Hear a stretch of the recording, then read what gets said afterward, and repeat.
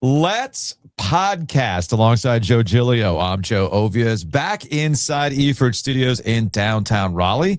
Thanks to Empire Properties and thanks to Copiers Plus. Check them out online at copiers-plus.com. Print management, document management, get everything you need to the cloud, and also get IT help, because I have suddenly found myself in the Giglio protocols as it relates to Wi-Fi and computer access. I need to get my actual, my day-to-day laptop connected to the Kyocera.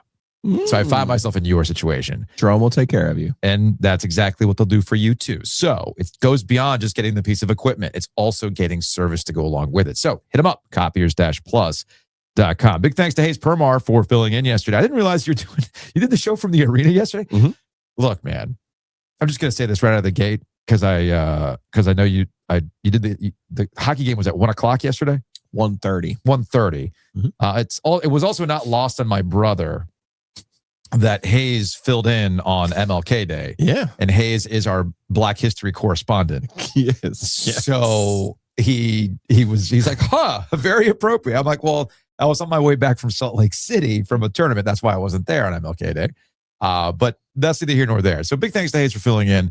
But look at you being resourceful, multitasking, because I'm assuming you did AP for the Canes game. No. Mm-mm. Oh, you were just there for the Canes game? Yeah. Oh, okay. I thought you were working that. I went to go see Buffalo a little bit. Okay. Tage Thompson. My gosh. It's a monster. Brandon Bussey. My gosh. That's that good. I mean, that was ridiculous. I was shout out to Greg, one of the hockey dads, because we were waiting to get back, catch a flight, and he's like, I think we've hit an Urbe Weeks situation with Bussey and Freddie Anderson. You know, you had this guy, he's a steady guy, and then out of nowhere, somebody's really stealing the hearts and minds of fans everywhere. And that would be Brandon Bussey in the way that he played in that game. Fantastic save. No, so what I realized when I was out in Salt Lake City was I was reminded that mountain time is the best time for watching sports on television. When I would get my phone alert, like, hey, Canes are about to start. It's 5:00. Oh, that's right. I forgot. I'm 2 hours back. 5:00 hockey game? Amazing. Amazing. I watched NC State crap the bed against Georgia Tech all before noon. It was great. I was in the hotel lobby. I watched the end of the game and I'm like, all right, Jake, if you want to go get lunch, it was great. And then last night, I'm flying back and me and another hockey dad, Justin, the kids all want to sit together or whatever. So Justin and I were like, you just want to knock back, thanks to my brother. Speaking of my brother, he hooked me up with a bunch of Delta drink vouchers. Ooh. So I was like, you want to clean the plane out of some Woodford Reserve and watch some football, which is what we did. So I was in the air at like 6:15 and the game was going. Okay. And the game ends just 15 minutes before we land, the Indiana-Miami game. I was like, this is amazing. And of course, I was reminded when I landed, I got back on Eastern time. I'm like, oh, damn, it's 11:30. It's 11:45. I liked it better when whatever time it started, 8:30, 8:15, started at 6:15 instead. So, Joe, I'm thinking we move the podcast somewhere in Mountain Time. Let's do it. Because can you imagine you? Great moments in Joe and Joe history. Can you imagine you with those time? Hey, with those game times? Hey, Joe, maybe we should tape some of our segments because I'm really live. And that's called a morning show. Yeah. So you watching hoops, ACC hoops at 10 a.m.? I would be so dialed. Oh, my goodness. It'd be awesome. Forget it. It'd be great for us, too, because we could just go live after. Yeah. Because it's in the morning. Fantastic. So I don't know. Maybe we move out to, I don't know. We got to pick a spot. I don't think we can afford Park City. I don't think so, no. As I discovered, I was reminded, because I was in Park City 35 years ago as a kid. I forgot that Park City money is different money. Mm-hmm. It's a different kind of money. Mm-hmm. But anyway, let's actually start with the college football playoff final between the Miami Hurricanes and the Indiana Hoosiers. Yes, even saying it again is somewhat surprising to say that we had a final between Miami and Indiana. Everybody in the last 24 hours has been trying to explain, or I don't think there's any way to overstate it. There is no such thing as an overstatement for Indiana going 16-0 in this era and turning it around in 2 years to win a national championship and go through the teams that they went through in order to do it. And I'm not talking about in terms of talent level. I'm talking about in terms of what you typically expect in college football. Name brands that have all gone through their ups and downs and then eventually find themselves up. Michigan won a national championship 2 years ago. Ohio State won their championship last year. Nobody had Indiana winning a national championship, let alone going 16-0 in the process to do it. So I don't believe there is in any way, shape, or form a way to overstate the craziness of what Indiana was able to pull off. This is not the Chicago Cubs going on some sort of crazy World Series drought and finally breaking through. This is not the Boston Red Sox and the curse of the Bambino or any of that stuff, right? This is unheard of, given Indiana's history as a college football program, to win a national championship. Sure, both things can be true. And that is Indiana has historically been the worst major program, yes. Right? But what happened last year was a precursor to this year. This is a 2-year process. Yeah. And I think that's where people are getting this wrong. They're trying to compare it to Leicester City and some of these other things. Which was in a 1 year. Some of these other like crazy upsets and one-offs and all this other thing. What Indiana did last year was remarkable. The 1 year turnaround. What they did from year 1 to year 2, though, they lost last year in the playoff and they were pushed around by Ohio State first at the end of the regular season and then Notre Dame in the playoff. They specifically targeted offensive linemen and defensive linemen and remade their lines and said, this is how we have to get better. This is how we're going to spend our money. And you saw they even signed an offensive lineman from Notre Dame. Yeah. You saw them remake their lines in a very specific way. Now, they got a little bit lucky with the quarterback, getting the quarterback from Cal that other people weren't exactly chasing around in the same way they were Darian Mensah or Carson Beck or other quarterbacks. Do we get a transitive ACC win out of that? Oh, there's multiple transitive ACC wins here. We'll get to that. But I think what people are really missing is this was a very specific moment where you have a team with 23 and 24-year-olds who were remade specifically after seeing the landscape last year. And all props to Curt Cignetti and his staff, which have stayed together for the last 10 years, essentially. Yes. And a lot of those players on defense who are their difference makers were with them at James Madison. And they were difference makers and understand his system. You saw the zone defense that they seemingly have perfected right down to the interception on the last drive. Wow. Confusing quarterbacks doing this, doing that. That's all part of understanding your system. It's all part of it. There's some continuity there. But this isn't like a one-off miracle. This was a coach who had a plan and executed the plan. And I think they're an older team and they were an experienced team and they were a well-coached team that made fewer mistakes than the other team. This was not a all-time, like the whole 16-0 thing. Yes, they went 16-0, but like I hope last night and the way that game played out. First time since Yale, Joe. I hope the way that game played out last night that we can put to rest the idea that Indiana is one of the greatest teams in college football history. No, I agree because it was pretty clear Miami had a better talent than Indiana did. Was I wrong? Ruben Bain was the best player on the field. I think I think there's a better way to put it. To your point, when you talk about there's best teams, there's best storylines, there's incredible turnarounds. There's all sorts of ways. They're an unbelievable storyline in the sports history. No doubt about that. But if you're going to be one of the all-time best college football teams we've ever seen, you're going to have to you should have smushed the third best team in the ACC. See what I'm getting at? That's fair. I'm somewhat kidding. But you see where I'm going with this, right? So, there's the game, and then there's the larger implications. We've already touched on some of the larger implications. What I do agree with you on is the mitigating of mistakes.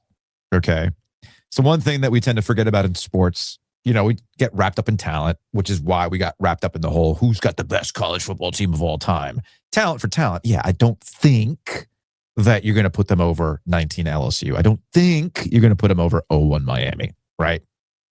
However, really good experience. Oh, and the other thing too about older, right?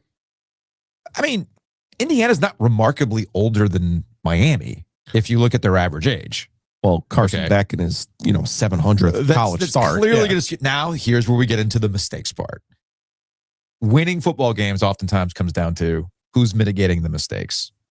And not that Indiana played a perfectly clean football game. Miami had special teams flubs. A missed field goal. 10 points. Yeah, the blocked punt, right? And a missed field goal. That, to me, that was the game. And then Carson Beck being put in the worst possible position for Carson Beck's 12 years history as a quarterback. Be honest, like if we had your dad on today or even Mike Archer, they both kind of sort of thought Miami was going to win, right? You could not have watched that last drive and had any kind of confidence that Miami was going to score a touchdown and win that football game. No. Like that's just not who Mario Cristobal is, and that's not really who Carson Beck is. That's not who Carson Beck is, because Carson Beck has a history, and we have enough data points now that in this season alone, when put in a position to push the ball, and in this case, that interception, air it out with a little bit of oomph, he doesn't have it. And that was a weak pass, underthrown, picked off. In the 3 losses. Also a pass that didn't need to be made, by the way. No, it didn't. You know what I mean? It didn't. You look at the losses this year.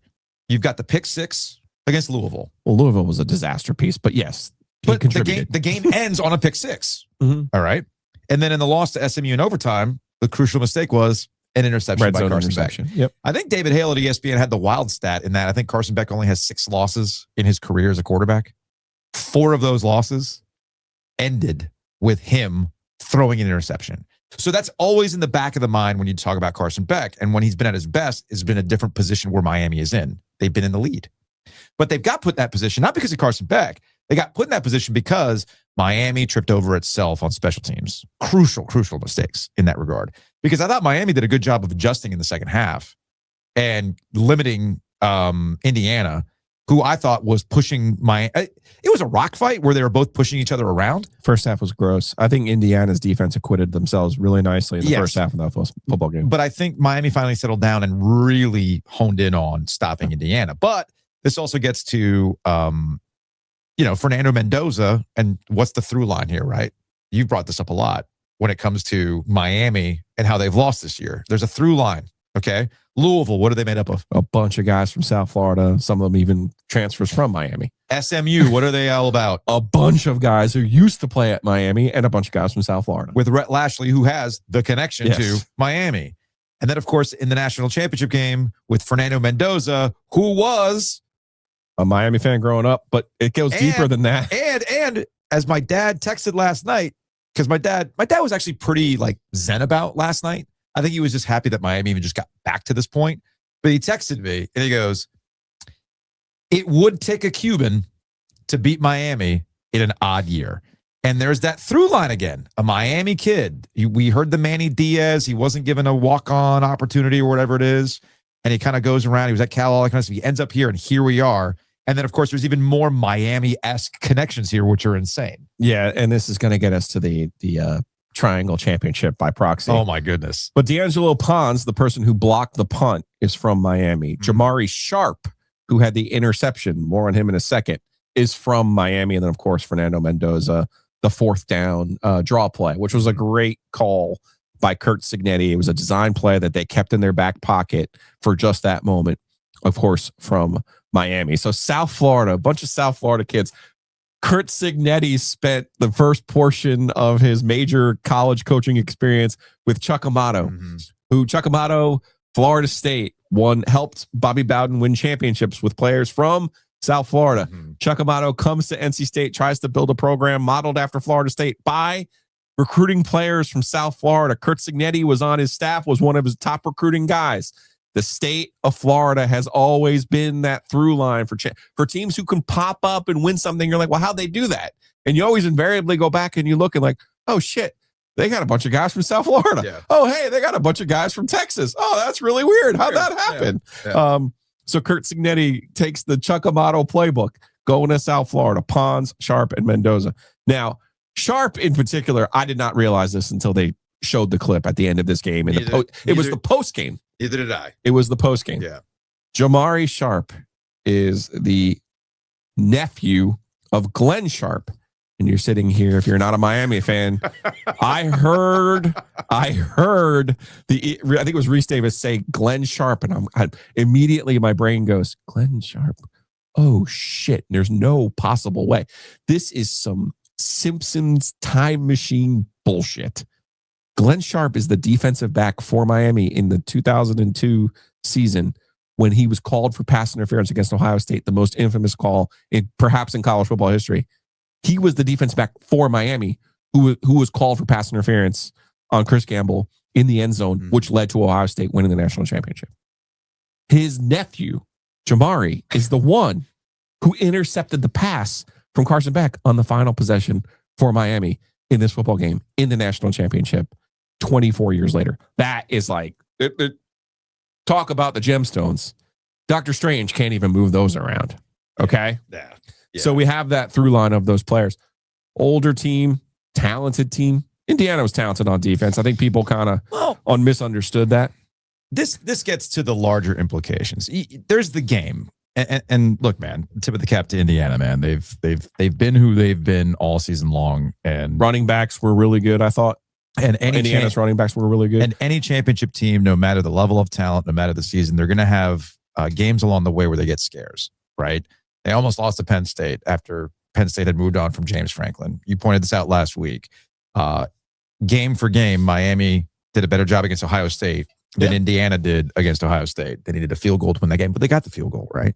So no championship team goes this long, all this way without those moments. You know, sometimes you're just blessed. Sometimes you just have it that year. So we don't need to get too deep into that. The thing that I find interesting and the thing that's going to be breaking a lot of brains for the rest of this offseason is the implications of Indiana doing this. There's a lot to pull apart with Indiana doing this. And I feel like, specifically with NIL, and you keep saying older, I almost feel like Indiana is an example of where I was right and wrong about the portal and NIL in college football. Because remember, back when they didn't pay the players, people above the table, yeah. Well, we'll get to that because Nick Saban, I feel like Nick Saban is playing a character and actually kind of going out sad. Because I got a clip from him that I find kind of bothersome from the Pat McAfee show. So, but I'll get to that in a second. Where I was kind of right and kind of wrong about, and I'm not alone in this. I mean, I think a lot of people find themselves in this situation. Why we're kind of processing this all in real time together as a family. When we finally got to this point, and all the years I did sports talk radio and all the sports phone calls and emails and bulletin boards and all that kind of stuff, it was always this thing about leveling the playing field, okay? That once you open it up, there will be a leveling of the playing field. And my general attitude was, you're crazy if you think that opening things up and NIL and the portal will allow a perpetual losing football program to truly compete for a national championship. Maybe they can get out of the mud, but you're talking about, well, now they can go toe-to-toe with Alabama. They can go toe-to-toe with Ohio State. No, they've got the alumni. They've got all the money. They've got the brand. They've got the prestige. They've got this apparatus. The money will just allow them to continue to separate from everybody else. Okay? In some ways, that is true. In some ways, that still holds true. What I got wrong, and I think what a lot of us got wrong, is what you just alluded to, and the ability to get older and bring your guys with you rather than, from JMU, or invest and moneyball a little bit in these guys being retained, getting older with you, strength and conditioning, so that you can beat the Bud Elliott blue chip ratio teams, right? For those who are unfamiliar with the blue chip ratio, Bud Elliott's been talking about this for years and years and years on the Cover 3 podcast. Okay, they even do specials during the summer about the blue chip ratio.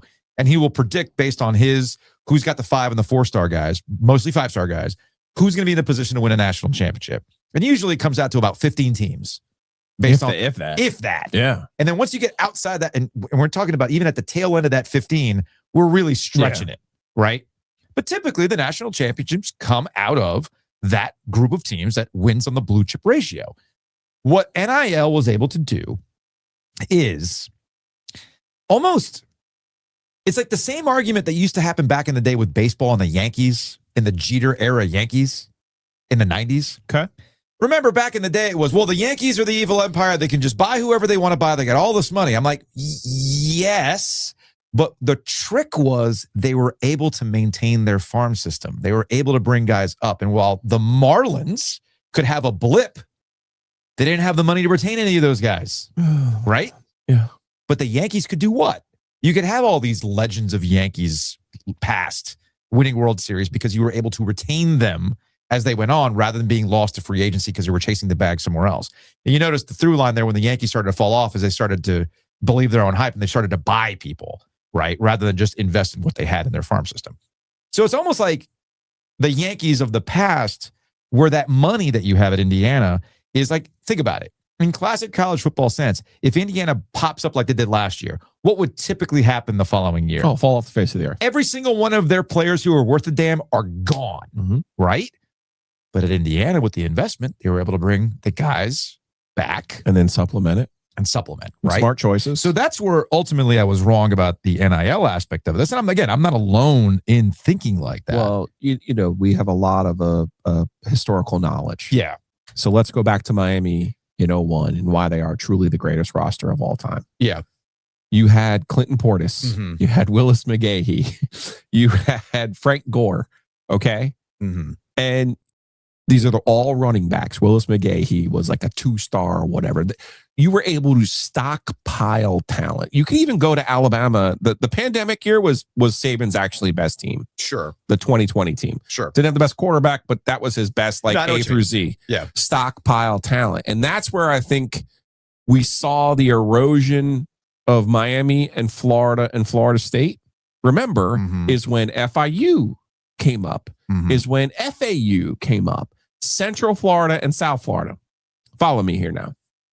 It used to be Miami's 3rd, 4th string guys would sit 2 years, then play the 2 years, and it was just a seamless transition. Yeah, Florida State, you would get a quarterback for 2 seasons because you had been stockpiling those guys and they was the next man up. And Miami was the same boat. Miami was great at this. Florida was great at this. Now all of a sudden, instead of Willis McGahee from Orlando being a 2-star recruit going to sit at Miami, he goes and he's at Central Florida. And he's their starter. Yeah. You see what I'm saying? Yeah. And Alabama and Ohio State, which we've seen recently, it has become, now wait a second, do I want to be the 3rd string at Ohio State or Alabama for 2 years? Or do I go and be the best player and the highest paid player, quite frankly, and stay at Indiana or Michigan or pick a Vanderbilt? Sure. I'm like, pick another new money team. Duke. Sure. Duke's done a very good job of this. Yeah. You see what I'm saying? Yeah. So I think that's where we've gotten the flattening of it. The idea of the stockpiling, having a roster reloading. You see what I'm saying? Yep. I think that's where, but let us not sit here on January 20th and just say it was the money.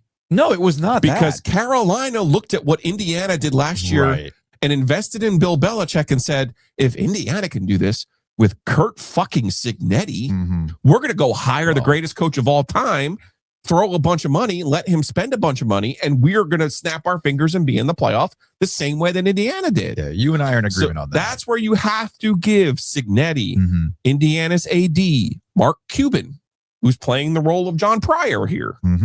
And he even said this. What's important, what we did in the portal was we supplemented our roster.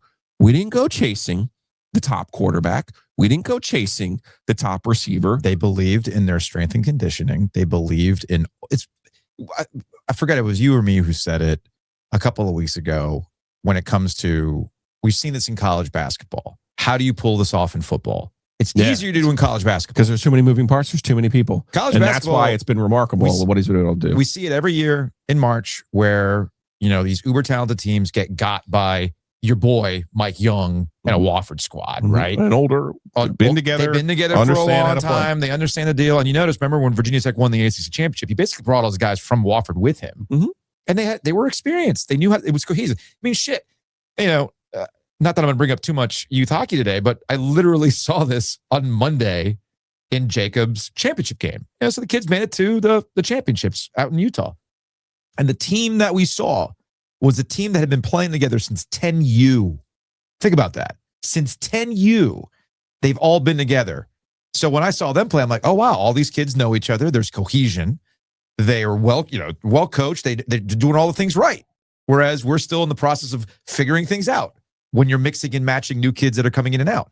I mean, there's all sorts of ways to win. Don't get me wrong. I mean, Jacob's team's had a very successful season this year. But then you see it on the other end, you go, oh, damn. So that's what it's like when you have 4 to 5 years of cohesion. So you just know where to be. Basketball. Part of it's just knowing where to be. Like the pick. Dude. You know, I agree with you. Beck threw a bad pass. He threw a bad pass, but yes, you had to know where to be. That they've run that play in practice a million times. So in basketball, because of the numbers game, it's easier to retain your key starting 5 and some role players throughout. I was going to say, I would say you could keep 2 guys, and you sprinkle in the right one. With football, what are we talking about? Oh, man, you need a dozen at least. Right?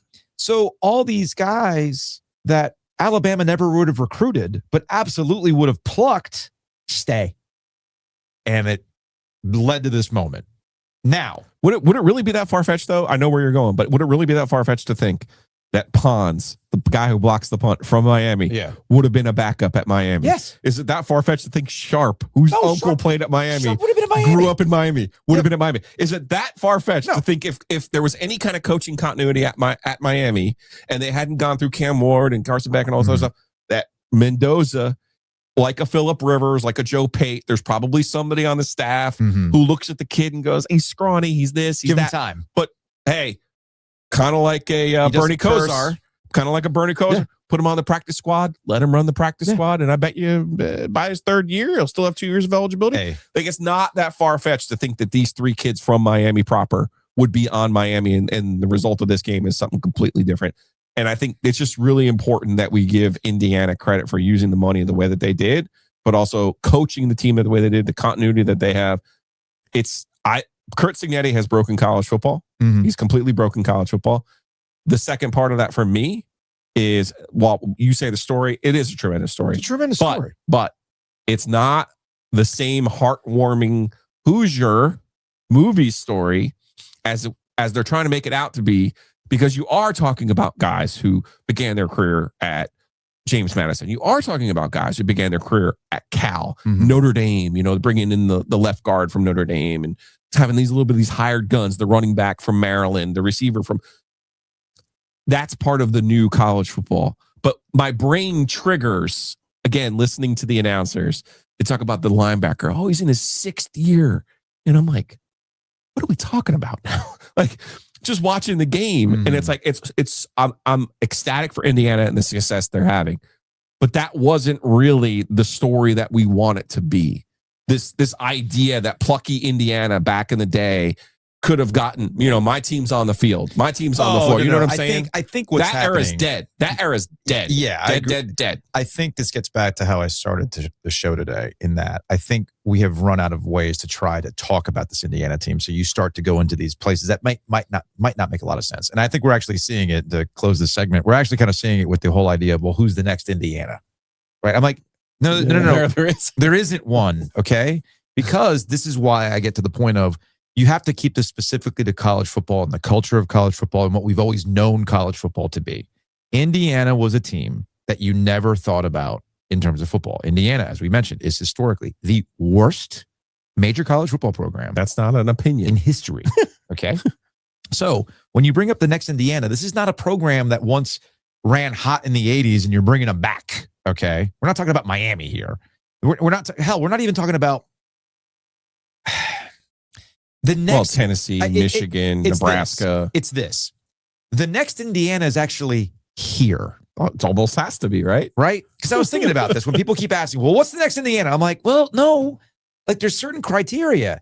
And even then, it's a little bit of a stretch, because the next Indiana has to be historically the worst. Right. Well, North Carolina's never been historically the worst. No. NC State's never been historically the worst. They are historically 500 programs. Okay. And Duke at one point did have lawyers argue on behalf of getting out of a scheduled game with Louisville by saying, we are replacement level. You could schedule anybody in the country, including Indiana, and get the same result. And that's how they got out of that lawsuit against Louisville years ago. Right. But even Duke was never to the point where Indiana was. Okay. So there is no, quote unquote, next Indiana. Now, if you phrased it, what's the next best version of this? Well, then I come back to what I said initially. It has to come from the triangle. It has to come from triangle good. Okay. As I said weeks and weeks and weeks ago, the antidote to triangle good was sitting under our noses the whole time. And speaking of implications, I'm going to go to Nick Saban. He was on the Pat McAfee show. And as I mentioned, 3 Big Ten teams have won the last 3 national championships. Now, Michigan getting back to what they think they are, cool, but not Indiana. Ohio State, hey man, Ohio State might be the turnkey operation in all of college football. Okay. But Indiana's out there. But there's a Big Ten through line here. And this has been, I understand that Nick Saban is playing a role on television, but I am starting to get a little bothered by the role. I didn't get the memo because I'm not a part of it. Who are you SEC people pulling for? Another national championship, rooting for anybody else? Or what are you guys? Miami because it's kind of southern. Yeah, you got to break up the Big Ten streak. Yeah, you can't have. To me, in this day and age of the culture we have now in college football, paying players name, image, and likeness transferring, it's an advantage for the Big Ten. I don't care. You'll never convince me otherwise. The North? The North. The North. Because people in the South would not go to the North unless you paid them. Right. Funny. I mean, a man coached in Cleveland. That's the only reason why you probably want to coach in Cleveland. If Michigan State, too. Right. Well, they paid me. Again, I say this. I preface this by understanding that Nick Saban's playing a role. Okay. But beneath the humor, there's a little bit of an existential crisis. If Nick Saban came out and framed it, because he can never say this because there's a code amongst college football coaches. If Nick Saban had framed it, I'm like, hey, if the Big Ten actually got over itself and did what we did in the SEC, maybe they would not have found themselves in the position that they were in for as long as they were in. But now that it's quote unquote legal, you're seeing that switch. It's like Indiana, guys, you never thought to pay players under the table, right? You know what I'm saying? Right. Like, that's how I would get back at the Big Ten. Not like, well, now that let's SEC, let's not act like, you were doing everything above board. We all have heard the stories. I mean, the bagman, all that kind of stuff, right?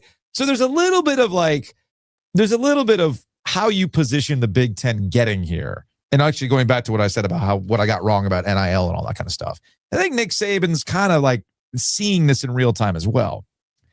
But I do wonder if deep down, maybe he doesn't give a shit because he's won 7 national championships, as evidenced by the Chiron on the Pat McAfee show. I think it's by his contract that you have to put 7-time national champion on the Chiron anytime Nick Saban's on your television. But here's the thing, and this gets back to what's the next Indiana? Could Nick Saban do at Indiana what Curt Cignetti did? Look at Nick Saban's stops in college. All right? Could he do that? What is one national championship, 60-0 at Indiana, worth in terms of currency exchange for any of Nick's national championships in college football, especially the ones at Alabama? Yeah. Right? Yeah. I'm not saying Nick Saban isn't the greatest coach of all time. Sustained success, man. But there is an element of, well, wait a minute. This guy did it here, and I don't think it's too wild to say that with a 16-0 run and winning a national championship at Indiana, Curt Cignetti is the greatest coach in college football history. That might be a hot take. I will own that if it's a hot take, but it's not too dissimilar to how much is one NBA championship in Cleveland, right? I was just about to say, to LeBron versus Michael Jordan and the Bulls. You see what I'm getting at? There is a currency exchange that takes place with how you won that championship and where you won that championship. Which gets us to Will wondering, in this new day and age on Twitter, he sent me this screen grab. Anything is possible, Joe. And it's a chat GPT of Dave Doran hoisting. Is this a stray? Dave Doran hoisting the college football championship. They're trying to say that it's possible. Okay. That's not a stray.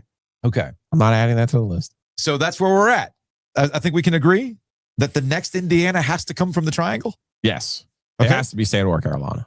Has to be, right? Yeah. You have to take 2 perpetually 500 programs to a national championship. Yeah. The way that Curt Cignetti did it. Would answer the age-old question, what's it easier to do? Go from bad to great or go from good to great? And it's good to great. It's harder. It's harder. Good to great is harder. Or average to great. So, whatever. hey, Curt, you did it in Indiana. Yeah. Here's your next trip. Your next trick. It's time to come home. It's time to bring the Chuckamata. You people, It's time to bring home the Chuck Amato coaching tree and come to NC State. Combine powers with Manny Diaz if you have to. All right? And come to NC State and do it at NC State. All right, you don't want to go to NC State.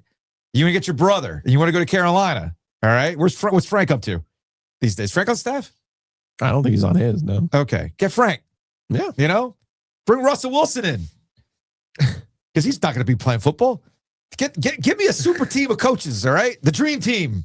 And come to the triangle and do it. Do it. Because that's the next Indiana. That's the next Indiana. There's no other team in the country. It has to come from the triangle. It's as simple as that. Housekeeping. Big thanks to Ian Ovana. They're at the house right now, Joe. Big thanks to Ian Ovana for Tuesday. bringing you housekeeping. Check them out online at ianovana.com. If you have mess inside your mansion or trash in your cabana, get it clean with Inovana.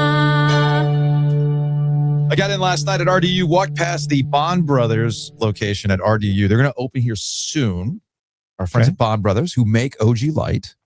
Joe, what's better than an OG Light? An OG Light at the airport? An airport OG Light. And as I walked by the Bond Brothers location, I saw it there. I saw the tap handle. It's ready to go. Is it the new one or is it the other? It's the old one. Okay. We got to get the new one. I think then we'll bring it because we are going to do a show. I was going to say, we got to do a show from the airport. We are going to be doing a show from the airport. We'll require some sort of special dispensation to get back there, though, right? So we don't have a ticket. We'll make it work.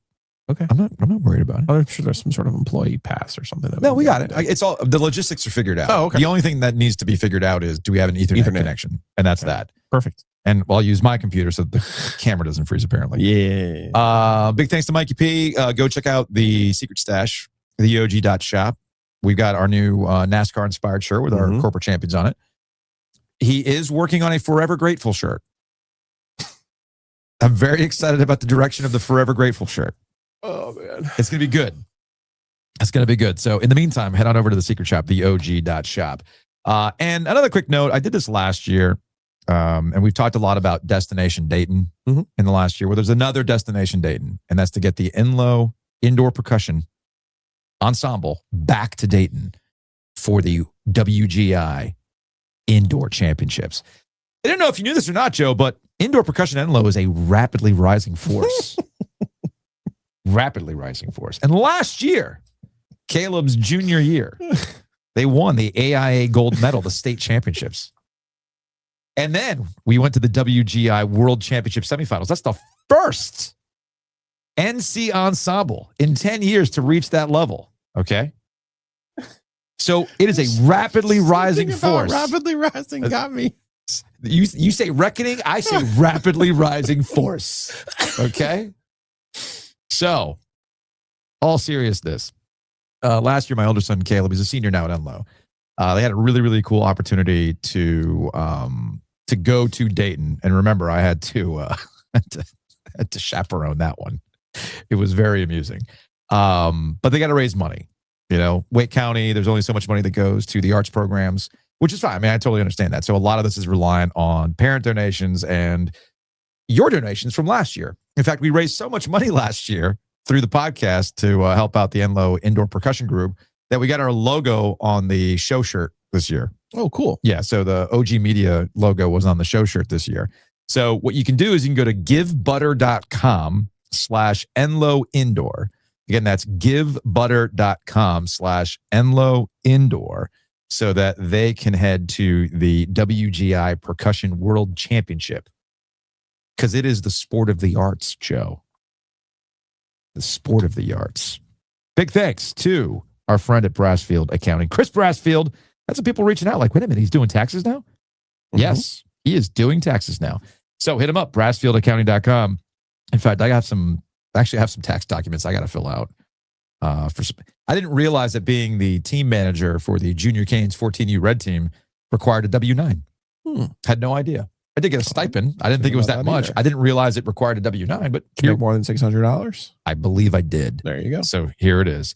So I might have to send that off to Chris Brassfield. So check him out online, brassfieldaccounting.com. Again, that's brassfieldaccounting.com. Big thanks to our friends at Whitaker and Hamer. You can check them out online at wh.lawyer, attorneys and counselors at law. Again, that's wh.lawyer.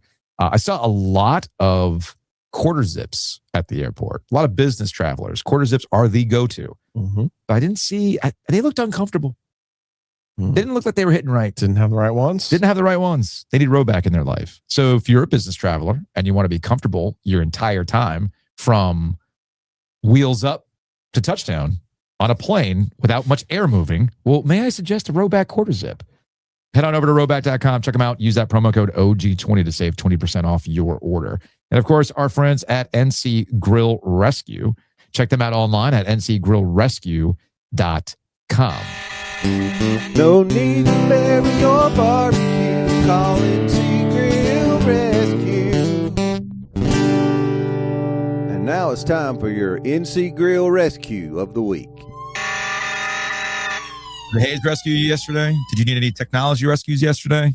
When I wasn't here? We had one little blip, some freezing camera action. No issues on Thursday's live show?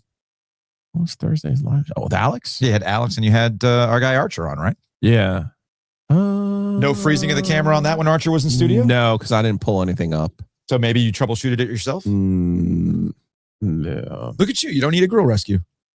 I mean, I do need a grill rescue because, Super Bowl is right around the corner. Birthdays, too. Yeah. So that's key. Spring, That's anything. key. So Name head it. on over to ncgrillrescue.com.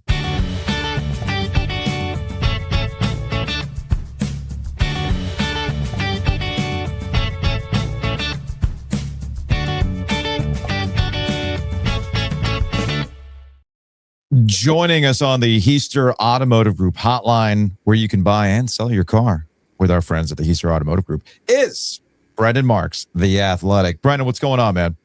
Not too much. Appreciate you guys having me. You know I was going to do this to you. I was going to do this to both you and Joe, actually. So let's just rip the Band-Aid off and let's get after it with Carolina's stretch here, losing, 3 of their last 4 defensively, even in that Wake Forest win being a nightmare that got Wake back into that game. And this West Coast swing not going the right direction. So there's all sorts of questions about Hubert Davis and all sorts of questions about Caleb Wilson, which we can get to here in a little bit. But it's time to revisit a question from a few weeks ago. Whose roster would you rather have? Would you rather have Carolina's roster or would you rather have Duke's roster? And would you like me to send this clip directly to Duke's media information department? You might have to send this one to the other place. Yeah, I mean, I obviously I think Shire still follows me on Twitter. I think I can DM him directly. I'm sure he would love that. Okay. So who would you rather have? Yeah, I don't remember. Do you remember when exactly you asked the first time? I can go back and double check. It was definitely before Isaiah Evans decided to be like, hey, I'm consistently going to score in double figures. Correct. I think it was at the point of the season. Okay, look, we're 18 games in now, and yes, your team can still get better. We've seen that from both these teams in years past, but we have a much better idea of who you are now. Mm-hmm. And the idea of potential was really alluring to me at UNC, and I think we have seen not a lot of market improvement based on what we thought that potential could be. Like Luka Bogovac, on here with you guys, I was hypothesizing that he could be the starting point guard at the end of games back in the preseason. That has not materialized. Jaren Stevens offensively has continued to be incredibly streaky. And defensively, the rest of UNC is falling apart so badly that he doesn't really matter. All of which is to say, I am reversing course. I am taking the roster with the best player in the country and the other first-round picks who played a few bad games defensively, but have shown the ability to get better. I was wrong. I'm taking Duke's roster right now. I posted the clip on December 18th. That is when I posted the clip. Okay. So that was after that would have been right around the time that Duke lost to Texas Tech. Yeah. And looked mortal. But obviously Duke has been, that West Coast swing, it was just such a glaring disparity. It's hard to look at that West Coast swing and not go away with that. Evans had 4 points against Texas Tech ever since then. 17, 28, 23, 21, 17, 50. Yeah, listen, I know the person who gave us the gotcha on Twitter. That's fine. No. It's not about a gotcha on Twitter. It goes beyond that. Trust me on that. That's fair. So, but what what I'm going to tell you right now is I'm not changing my answer. Just because you could have ingredients to an unbelievable meal, just because the chef fucks it up doesn't mean I don't want the great ingredients. Okay. Aha. So you give John credit. Yeah. Right? But if we did a draft right now, obviously Boozer's your number one. If we're picking from these two teams, you're taking Boozer. Yeah, Boozer's obviously number one. Right. And then you're taking Wilson, and then it's a question. Then you're taking Caleb Wilson. Is Boozer really that much better than Caleb Wilson? I don't know. What do you mean you don't know? No, He's better. He can shoot the ball. He's better. Yeah. He's a better player, but I'm saying like the difference between Boozer and Wilson is not the same as like Boozer and someone else's best player. Okay. It's not like this gigantic gap is what I'm getting Which at. what I get to. But then- here's where your gap comes. Okay. Vesser, I believe you would take over Gungba, but Gungba, again, you could live with the difference between Vesser and Gungba. Right? I see what you're saying. Yes. Okay. Now, if Evans is going to be consistent, I think both Brendan, to speak for Brendan, we would have taken Trimble over Evans because Trimble's a more consistent player. Fair. But if Evans is going to play at this level, well, then fuck. But I mean, But that was always the bet on Evans. bro, what I'm telling you is Evans wasn't playing at this level. So how the hell? I don't love the gotcha of, oh, you guys are idiots. You don't know what you're fucking talking about. It's like, well, we just saw Evans in a high level game not be effective. So how are we supposed to sit here and predict that he was going to play his ass off over the next however many games? I think you two are missing the bigger point. You were actually just getting to it with the ingredients. Sure. Let's get to the real question. What would John Shire do with Carolina's roster? What would John Shire do with Carolina's roster? They would definitely know what to do with Wilson. Right. Yeah, we're starting to get into that. Right. And that's where this was the big setup to, I'm sorry, what the fuck is happening with Caleb Wilson?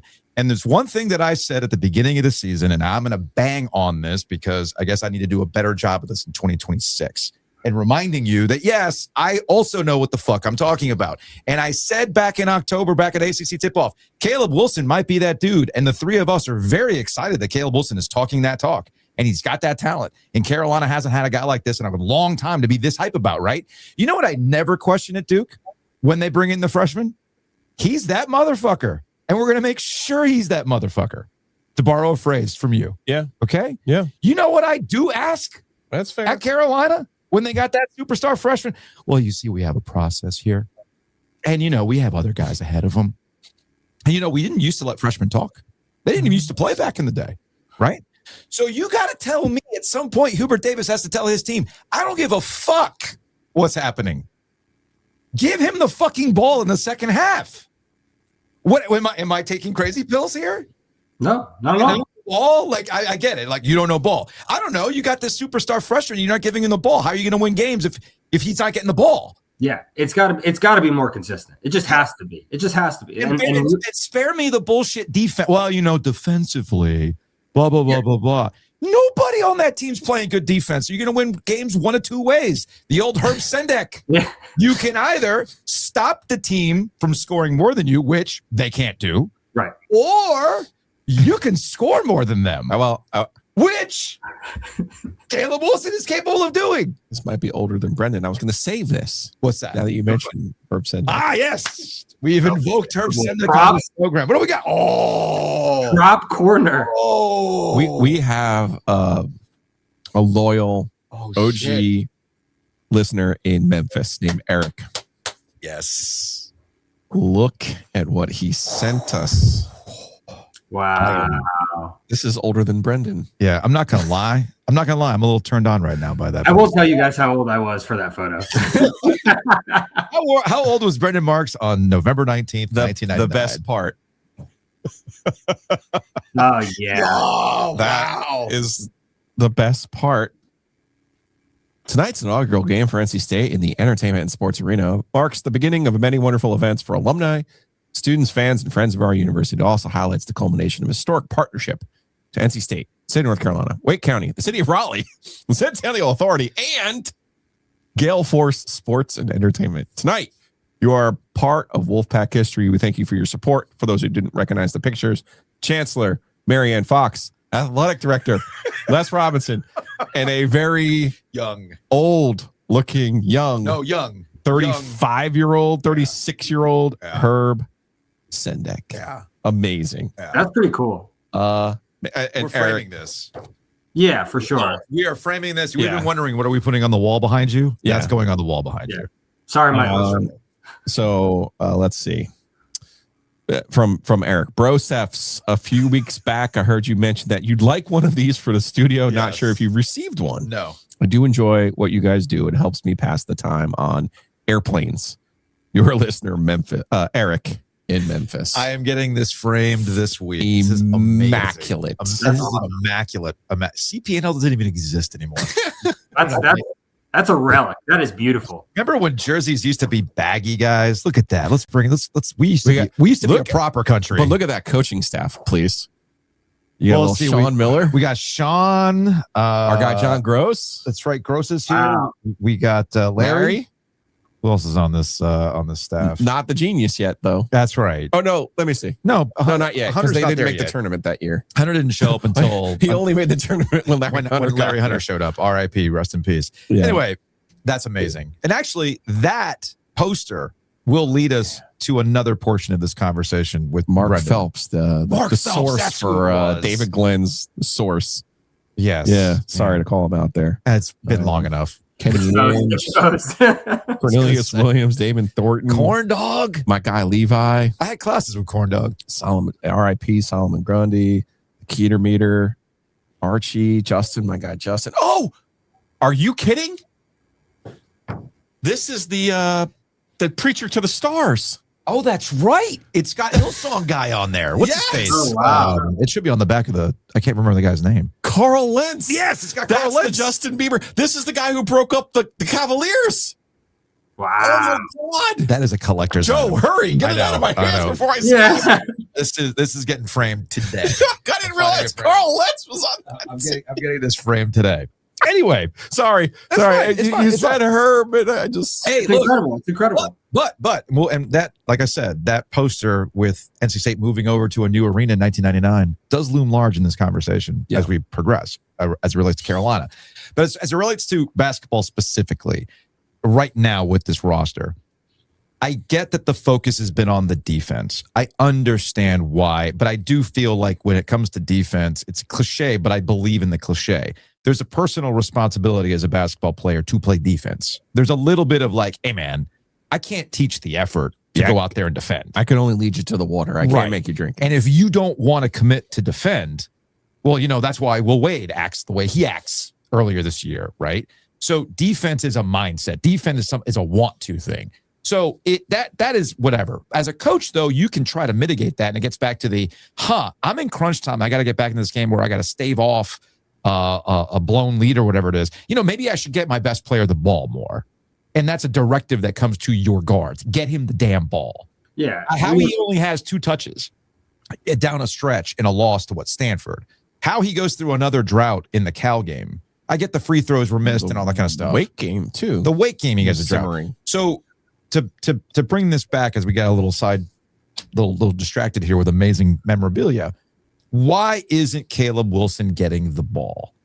Yeah, I mean, this is the place that has been the architect of the post entry for however. Like when you think post entry and you think post scoring, like you think North Carolina, and so there really isn't a like conceivable good argument for it. I think some people would point to like, hey, defenses are collapsing on him when they throw it in. Okay, you still have to throw it in. Mm-hmm. You still have to throw it in. You have to make the defense collapse. And if Caleb Wilson is ever going to become like really, really good at playing out of double teams, like Cameron Boozer has become, he's become an absolute like devastating force out of doubles. You have to give him opportunities to work through that. And so, yeah, I mean, I don't totally buy that argument. There's no excuse for it. There's frankly no excuse for it. And as I would say about North Carolina, I thought at the beginning of the year, Carolina's defense was going to be what made them a second weekend team. I was clearly wrong about that. Mm-hmm. It has to be the offense. And if it's going to be the offense, it should be the guy who is verging on breaking Tyler Hansborough's freshman scoring record. I'm going to play this clip from Desmond Johnson, who does Believe in Heels, the podcast. He's on with B-Dot and PJ Hairston. PJ, back by Kentucky. And this clip that was posted as of this recording 13 hours ago is related to Caleb Wilson and is there team frustration brewing. At this point, I just feel like there's some sort of like concern of interest in the team like I feel like I went back and when we talked about it before, I think there's an ego issue. I think like and I may be wrong. And if I'm wrong, tell me I'm wrong. I'll shut up. But I just feel like people are jealous because of who's getting all the shots. Because there's no reason Caleb Wilson shot 2 shots in the last 10 minutes of that Cal game. And that's not the first time that's happened where they've like not given him the ball. In the I'm half. thinking it's getting to that type of point because Caleb's looking frustrated. It's not just the team. When your best player is frustrated, it's getting ugly. Like, and that's my concern of interest because it's like now, do they still want to play with Caleb, or are they not giving their all because they know Caleb's going to get the shots? Or is it, damn, we're going to go out here, they're going to hit threes anyway, we do what we can. Like, that just seems like that's what the energy is. So again, that's PJ Hairston with Desmond Johnson and B. Dot. I hope B. Dot washes that hat. He wears it all the time. Sorry, B. Dot. That's just one thing I was always curious about. Like, what's the maintenance on that hat? How do you keep it up?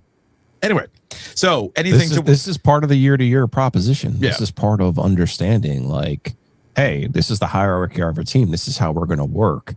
And I don't think it's obviously a lot of Carolina fans want Hubert gone. They wanted him gone after Stanford. Cal certainly didn't help helping the cause. No. Right. And even Brendan, you're saying, well, they can't be this, they can't be that. I mean, we've seen teams hit turbulence during seasons before. For sure. So I'll have some faith in those parts. Yeah. But it quickly needs to be figured out. And I think to your point, Joe, pretty much ever since Austin Rivers, like there was turbulence that year with Austin Rivers and Duke. Nobody liked Austin Rivers. Ever since that year, yeah, it is crystallized on day one at Duke. Here are our leaders. Here is our hierarchy. Grayson Allen, that's awesome. You've been here for 4 years. Mm-hmm. Get in the back of the bus. You ain't driving it. Mm-hmm. Luke Kennard, it's fucking great that you think you are whatever you think you are. Man, I have not thought about Luke Kennard in a hot But Jason Tatum is the bus driver of our basketball team. Yeah. Okay. But that doesn't mean you can't help us. Hey, that doesn't mean you can't be good. Luke Kennard's your ACC MOP. Sure. In the tournament that year. Doesn't mean you can't help us. Doesn't mean you can't be good. Right. But understand the hierarchy of this basketball team. Yeah. And Duke, ever since Austin Rivers, has gotten that right. Mm-hmm. And listen, everyone in college basketball has to do this every year now, whether it's a freshman, a fifth-year transfer, or whatever, right? Everybody has to learn right away because there's no time to gel. There's no roster continuity. There's none of this stuff. Yeah. Right? So I think Duke's been better at this than everybody. Everybody. And I think Carolina's starting to figure it out, or they better start figuring it out. Like, hey, this is our path home. I at least like that they played Derek Dixon. I thought Derek Dixon gave some a one positive, right? Sure. I thought Dixon was great. I think you have to. Yeah. It's a great. No, I totally agree with you, Julio. Totally agree with you. And the only time I would push back on that, and we saw the turbulence, and it resulted in Duke losing to NC State in the Elite Eight, was that Filipowski, McCain that year. Yeah.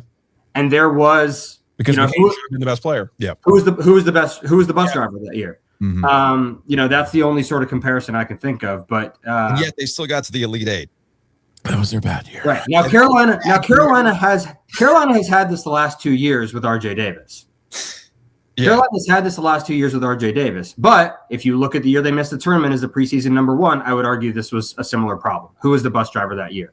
Caleb Love thought it was Caleb Love. Yeah. Right. I don't know that anybody else thought that it was Caleb Love. Like Caleb Love stepped on the court every time and was like, it's Caleb Love time. So I do think I think that's a good point. And but at the same time, for Carolina, I as you said, Joe, all of what they want to be can still happen. Like they can still compete, they can still make a run at the ACC title, they can still make a tournament run, but it is inflection point time. Right? Like there's not a lot of time to let this keep stringing out the way it has. I feel like the Cal game played out a lot like the Ole Miss game last year, the tournament game that they lost. Oh, right. It's like, and I actually think this is Hubert's strength, which no one really wants to acknowledge because it's also his weakness, right? Mm-hmm. Yes, the second half of the Cal game, Hubert got their attention. They fixed some things up. They played the way that they needed to play. Yeah. He was also the same guy who coached the team in the first half and didn't have them ready to play that way. Mm-hmm. Same thing with the Ole Miss game last year, right? Like, well, this is great. You guys played this way in the second half of the game, but where was that in the first half? Yeah. And I think ultimately, when we write the coaching epitaph for Hubert Davis, it will be this lack of consistency. You have the highest of the highs, the 2 wins over Duke, but you also have these maddening lows, and they seem to swing not just game to game, but half to half. And great coaches don't allow that to happen. All of the great coaches don't allow that to happen. And the standard at Carolina is Dean Smith and Roy Williams, 2 of the 5 greatest to ever do it. And whoever follows him, Nate Oates, will have to understand that standard as well. See, I wish there was a futures ticket I had on that from when I said it was going to happen. I think where you're wrong is not adhering to the Carolina standard. I think what Carolina needs is to unshackle itself from history and move forward. And Nate Oates could do that, to your point. Because it'd be a complete departure from those two coaches. I'm not dismissing your Nate Oates theory or your want to bring Nate Oates to the triangle. I know what you're saying. But in order to make it work, Nate Oates has to be able to operate the way that Nate Oates wants to operate. And the big thing that's happening at Carolina right now, and I think the Smith Center renovation debate is a perfect avatar for what's happening currently in Chapel Hill as it relates to the basketball program. You can say I'm reaching on this. I think I'm right in that this is a perfect avatar. In that, there has been a long discussion about what to do with the future of Carolina basketball's home. And it's not lost on me that there's been an uptick, and you keep sending these to me. There's been an uptick in former Carolina players, mostly Roy Williams guys, obviously, that have been arguing and going on social media saying, renovate the Smith Center, renovate the Smith Center. And suddenly the Smith Center has gone from a place that was never really thought of as a home court advantage and had all the jokes that went along with it to now we're retconning it and saying it's one of the best buildings in the ACC. I'm old enough to remember when the Smith Center was a joke, okay? So I find that kind of funny that we've hit this point, this weird point about, no, Smith Center is actually good. Okay, fine. Put that to the side. I think what's happening is you've got a new AD, you got a new chancellor, and they see where college athletics is headed. Revenue generation, modernizing, and everything else, and they're trying to get there. And yet you've got Carolina basketball people who've been treated as the special child for decades going, well, wait a minute. Why are we not involved in this? And now they're trying to wrestle some control back. And the best way they can do it is saying, you're not taking us away from what is our home, where we've, experienced all these, great wins and yada, yada, yada, national championships with Roy Williams and things like that.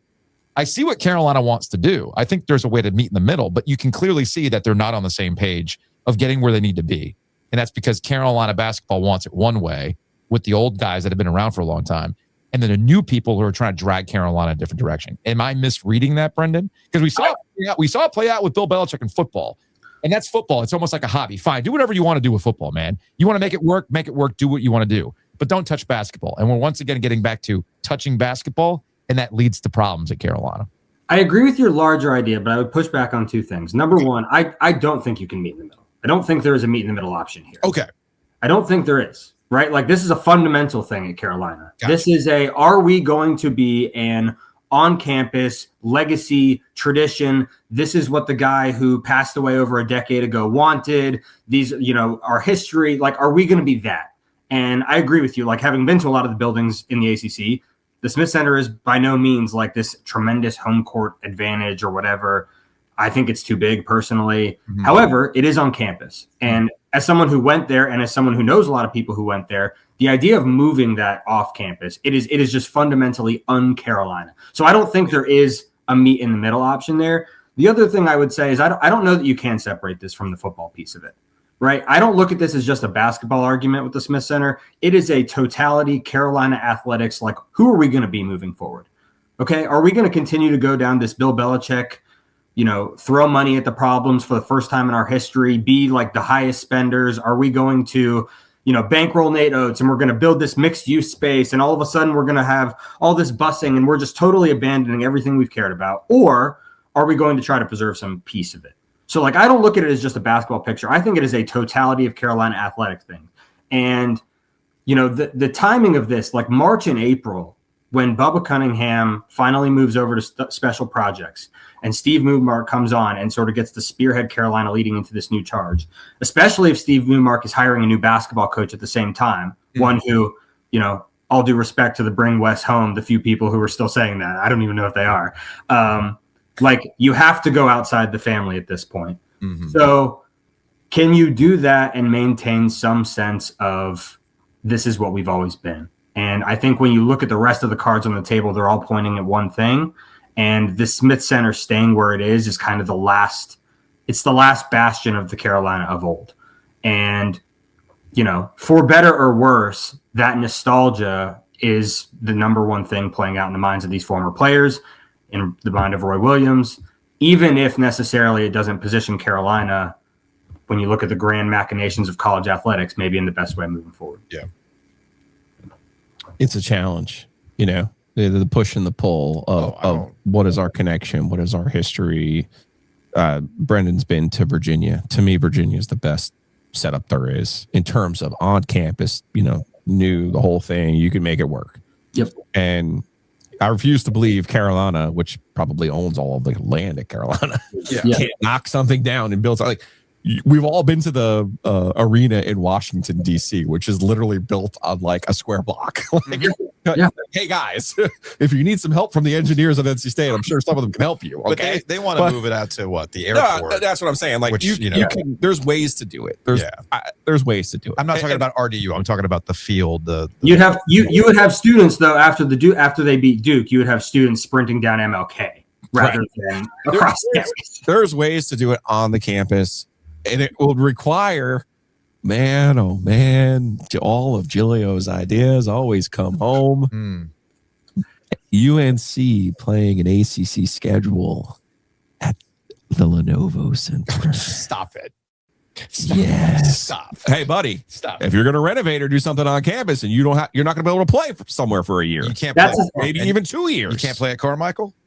No. I'm telling you. This argument right here is the argument against doing something with the existing building. This argument right here. But that's what I'm saying. Is you're going to have to bite the bullet. Yeah. And take 2 years.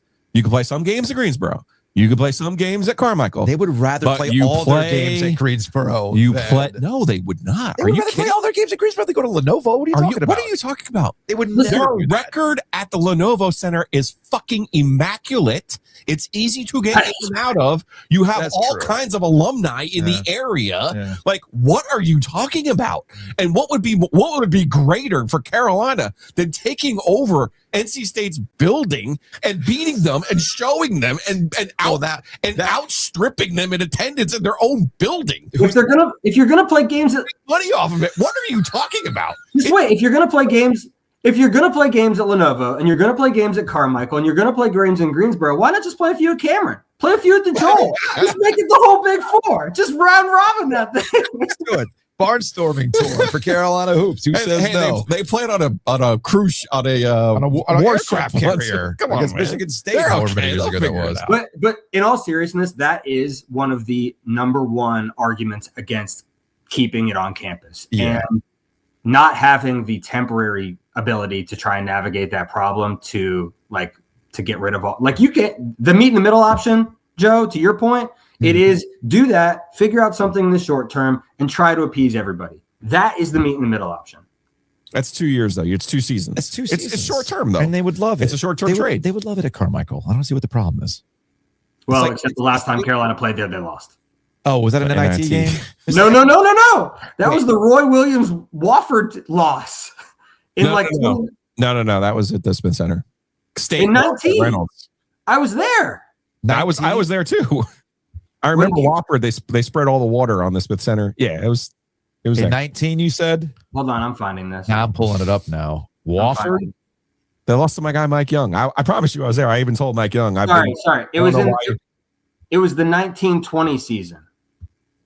It was the year that they went 14-19. Yes, they lost to Wofford 68-64 December 15th at Carmichael. They lost twice to Wofford? Oh, jeez. Wait, what year was this?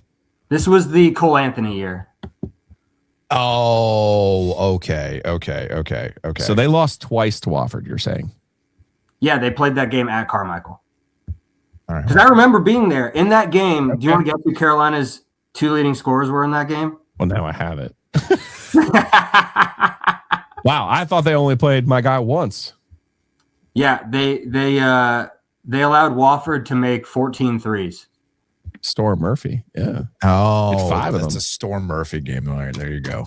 That makes sense. All right, before we say goodbye, Brennan. You're like, I was there. I'm like, no, I was there too. Yeah, you know what? Brendan's younger. His memory's better. That's right. So we're just getting old and we're forgetting things. Hey, real quick, because we got a game tonight between NC State and Clemson. It's the Will Wade homecoming at Clemson. I think that usually comes with positive connotations. But this does not come with positive connotations. I know yesterday, I haven't had a chance to listen to yesterday's show with Hayes Permar. And I know you title it Danger Zone for UNC and NC State. I feel like tonight truly is the day. I mean, it's one thing to lose to Georgia Tech. It's another to go to Clemson where you're supposed to be showing some improvement after a rough start to the season. That, hey, man, we still got our ACC goals ahead of us. You weren't going to be able to do your ACC goals without going to Clemson and showing, hey, we got this win right. So is tonight a true danger zone game for NC State, depending on how they play? Depending on how they play, maybe. I don't think the result is. And how dare you disrespect the sanctity of a Brad Brownell home court advantage? Did you know, like, I was writing about this the other day. Clemson since Christmas is a top 10 team in the country. I think NC State obviously has to play better. I think the upshot is huge. If you beat Clemson, like you're back. Hey, we got a Q1 win. Right. I mean, you can get over the whole Georgia Tech, Q4 loss business, all that kind of stuff. We're back. We're back, baby. We got a win of note on the road in the ACC. It would be their first win of note. Yes. It would be their first win of note. Not a retroactive one that floats in and out of Q1, Q2. This is an actual game of note that they. It's not just an actual game of note. It's a team that objectively you're probably more talented than. Like, is Will Wade okay? Okay. In what sense? Like, we've seen a lot of. Do I think he's screamed into the pillow a few times? Probably. Yeah. Do you think this is the way he has been post screaming to the pillow, screaming in my face in the post game? I mean, same difference, right? I guess what I'm getting at is that was my jokey way of putting this is that we have seen a wide range of attempts from Will Wade. I get what he's trying to do. Okay.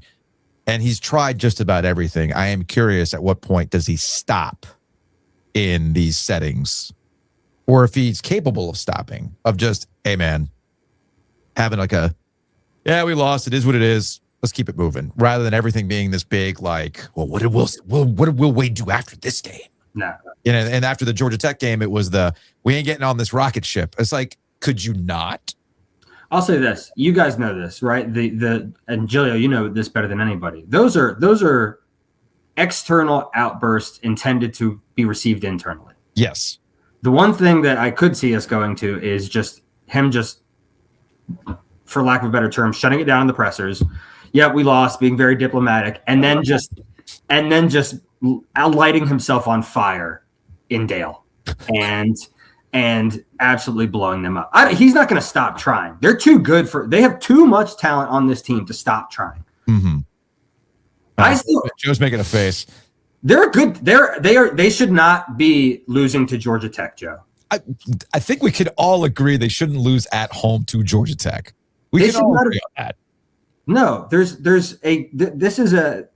I think Will overestimated what he got in the portal? That's what I think this is. Okay. I think Will overestimated what he got in the portal. You don't think so, Joe? No, it's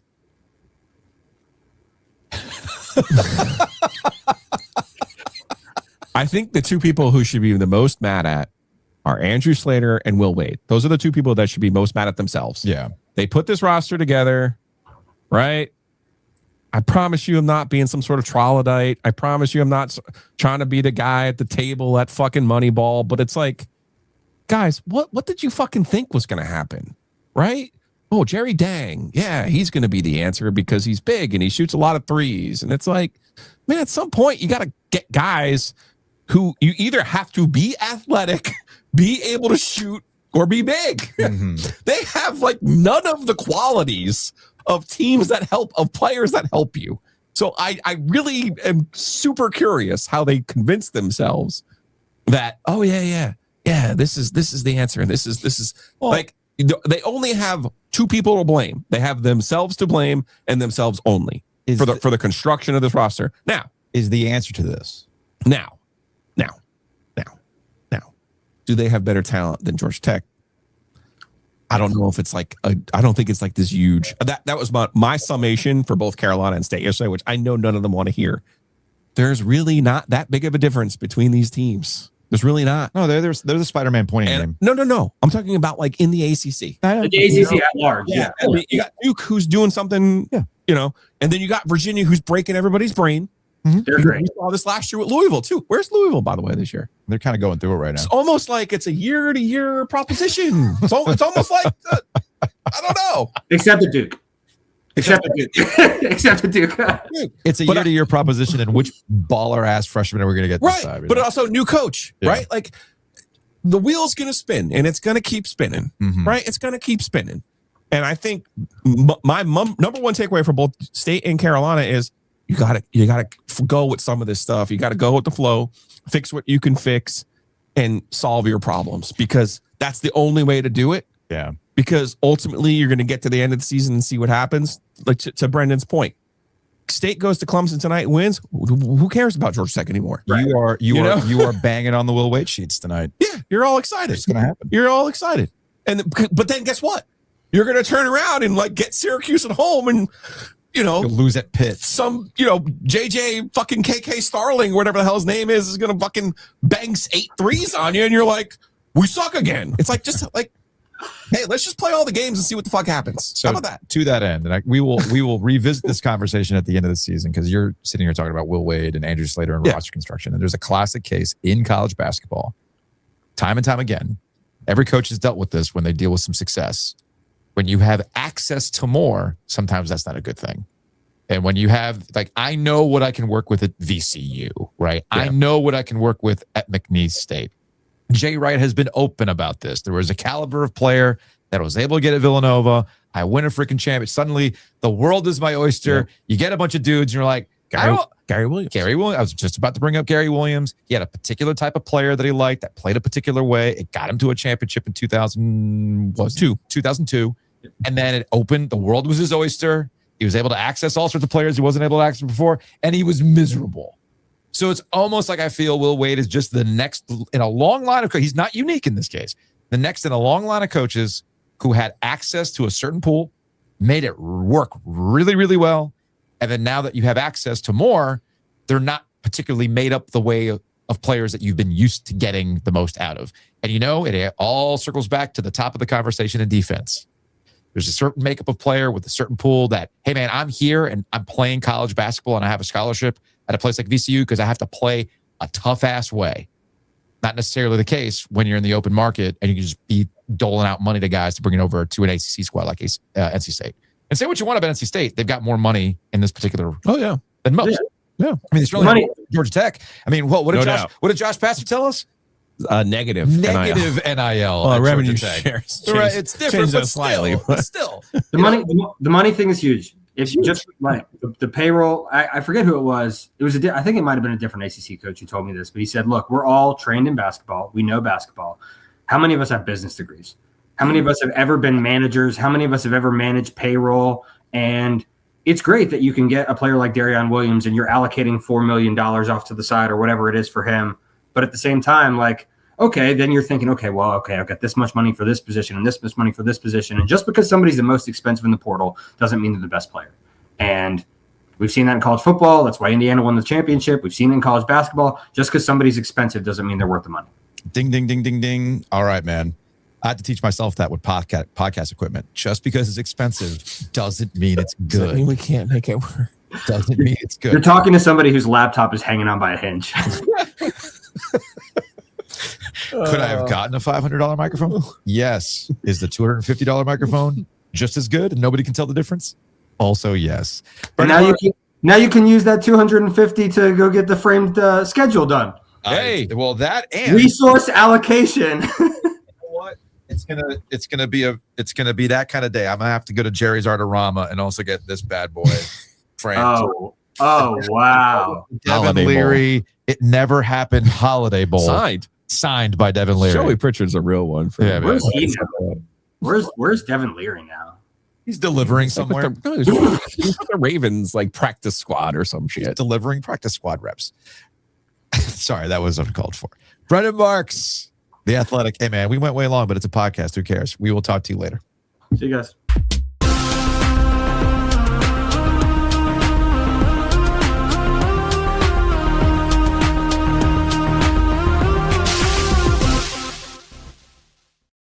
Big thanks to our guy, Chris, and the fam over at Bloomin' Blinds. Check them out online at bloominblinds.com, inblinds.com. He got his corporate champion NASCAR hoodie, pink. His pink. Yeah. He loved it. He loved it. That's why we're here. And he is also another hockey dad. They were out in Detroit this past weekend. Of course they were. Because why wouldn't you be? Oh, you know what? I forgot to bring this up. So the Junior Canes put out their social media graphic about like where everybody is for the weekend. You see all these little like pins up and down the East Coast. Get up to Detroit, right? Maybe a few in Nashville. And then there's us. Oh, it's like, who had that bright idea? Me. But no, 13U Black had a good weekend. So big shouts to Chris and the crew over at Bloomin' Blinds. Help support a fellow hockey dad, pay the bills for all the travel costs by buying some blinds. Send Benny to Nationals. Rapidly rising. Rapidly rising. Benny. Hey, if you want your blinds to rapidly rise, maybe you want to go slow. Call them 919-980-9815. Our friends over at Bloomin' Blinds.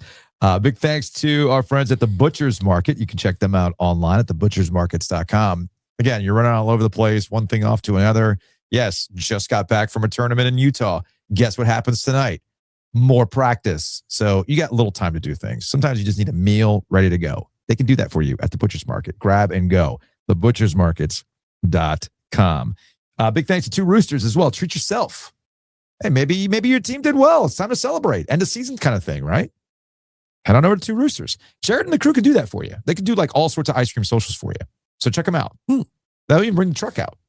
Good stuff. So check them out. TwoRoosters.com. And of course, I feel like the Canes are playing every night at home. Just more opportunities for Slavin Sundays.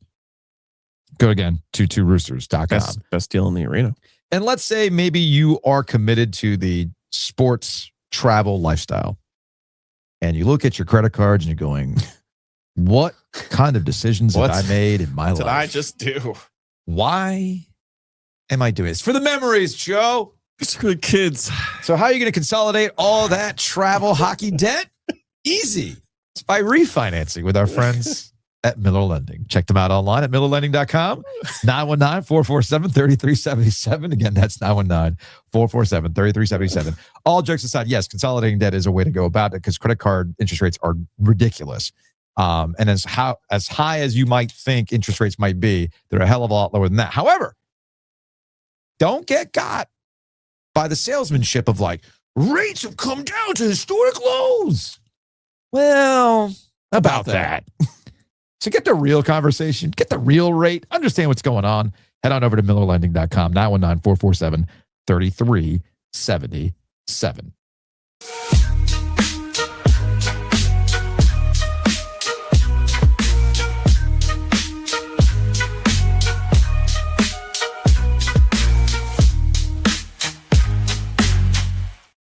When did Sean McDermott got fired while you were live, right? For the Bills? It was before we started. We were live yesterday at 11. Did you talk at all about McDermott getting fired? A little bit. 10 NFL coaches getting got this season. That's pretty insane. And I've noticed today, I don't know how much time you spent about it. I noticed today that there's been this like, how could they fire Sean McDermott? Look at the success. I mean, after a certain point, you keep bumping up against it. You don't get through. Something's got to give. And usually what it comes down to is, well, I've got this generational quarterback and I've got a coach that I could probably replace. What are you going to do? You're going to replace the coach. So I do find some of the Sean McDermott caping up in a cycle where we've seen Mike Tomlin go, John Harbaugh go. Well, then, yeah, McDermott was not going to be safe. In fact, I even called this going into the playoffs, that not all coaches who made the playoffs are worth bringing back sometimes. And in this particular case, McDermott fell into that group. And what I find curious about the direction of the Bills is twofold. One, and this is not specific to the Bills, this is more of an NFL type thing, where At some point, the front office has to be held accountable for their own decisions and how the rosters are put together and what the coaches end up working with. And I find it interesting that you can get rid of a coach, but somehow, some way, the general managers are retaining. Now, if you're a normal person working a normal job, you probably know this very, very well. Why do the employees keep getting laid off for the decisions made by upper management, right? When does upper management have to pay the consequences of their own decisions that puts a company in the position that they're in? It's not the employees. You were given the direction.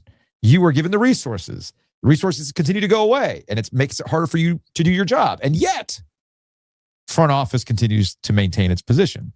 So in the case of Brandon Beane, he was elevated to the president of football operations beyond general manager.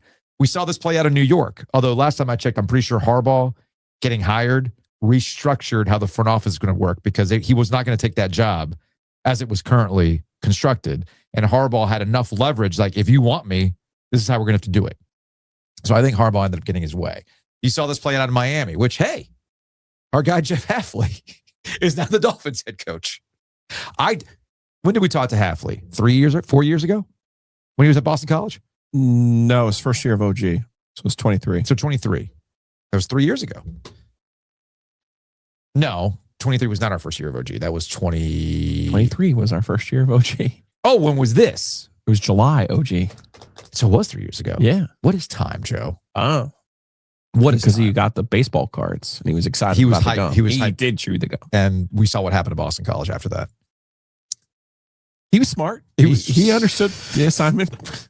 No, so anyway, I was a little surprised that I'm like, wow, okay, we were just talking to this guy at Boston College. He saw the writing on the wall, darted to the NFL, and there's been some questions about whether or not the defenses weren't even good in Green Bay, but here he is with his job. But he's got a connection to the guy who's replacing Greer in Miami. So again, all that kind of stuff makes sense. All right, so where is this all going? Enough setup, Ovies. Where is this all going? Well, if Brandon Beane was moved up in the hierarchy, who's going to be making personnel decisions? Who is going to get the best out of Josh Allen? Okay. Aha. Aha. And this was floated on ESPN's Get Up this morning. And it's the first time I have heard a Bill Belichick to NFL job that made me go, all right, I can see it. And the way it would work is that you could bring Brian Daboll on, not as the head coach, but as Bill's guy, offensive coordinator, with an eye towards future head coach. Wouldn't be the first time somebody's thought about this with Bill Belichick. So he gets to go to Buffalo, and there's a couple things that are accomplished when he goes to Buffalo. The first one is the most important one. Josh Allen getting his ass to 15 more wins. It's a hell of a lot easier to do it with Josh Allen in Buffalo than it is, say, in Cleveland, say, Tennessee, Miami, right? I think Bill could get to 15 wins pretty quick with that guy, especially if he hires Brian Daboll, who is Josh's guy, as the offensive coordinator. Yeah, so that goes back to that 21 season. Yeah. Yes. And Terry Pagula, the owner of the Buffalo Bills, is all in on Josh Allen at 30, saying, hey, man, I only got so much time left with this guy at the peak of his powers. Yeah. So let's do this, right? Check. Check number 2. What division do the Bills play in, Joe? The AFC East. Who is in that division? Well, the Miami Dolphins are. Meh. The New York Jets are. Meh. The luckiest franchise in the history of organized sports, the New England Patriots as well. Now do you see the vision? Do you see the vision? Could you see Bill? That was very Tupac of you. Can you see me now? Can you see me now? Picture me rolling. Can you picture Bill Belichick rolling, going to Mike Lombardi? Hey, buddy, love you, mean it, but I'm going to leave you here in Chapel Hill. Okay, I'm going to just leave you here in Chapel Hill. I'm going to take this. I'm going to take this job. God. You and Bobby Petrino got this. Oh my God. You and Bobby got this. Okay, you and Bobby got this. I'm going to go up to Buffalo with this Hall of Famer, another Hall of Famer, Josh Allen. I'm going to get my 15 wins, hand this thing over to Daboll. I'm going to allow all the things I said I wanted to go away a little bit so I can stick it to the Patriots, get my wins, and retire. Can you see the vision? Can you picture it? I can actually. I'm fine with the NFL portion. It's the Carolina with Bobby Petrino. That's and Lombardi. Oh my God! No, all jokes aside. Even people who hate Carolina wouldn't wish that upon them. No. You would not wish that upon your worst enemies. No. Man. There's no way. Absolutely no way. Now, we could get a little ridiculous with it. I understand. But this is to bring this guy back. Wouldn't Belichick love that? To do it at Buffalo. That's why. After New England just retook their corners and are about to go to the Super Bowl. And by the way, that's another reason why McDermott got fired. Like, it's one thing to get beat in the playoffs on some bullshit stuff. All right? I get that. Yeah. Against Denver, right? You didn't win the division. New England did. Yeah. So I mean, the door was open. Yeah, you just gotta walk through it sometimes. So anyway, all I'm saying is with New York, yes, he coveted that job. Sure. Get it. But I mean, Harbaugh's available. What are you gonna do? You know, like an active coach right now who's getting it done. And other places want to go in a younger direction. But there's enough meat on the bone for Buffalo to make me go, all right, I see what we're doing here. Would he do it? I don't know.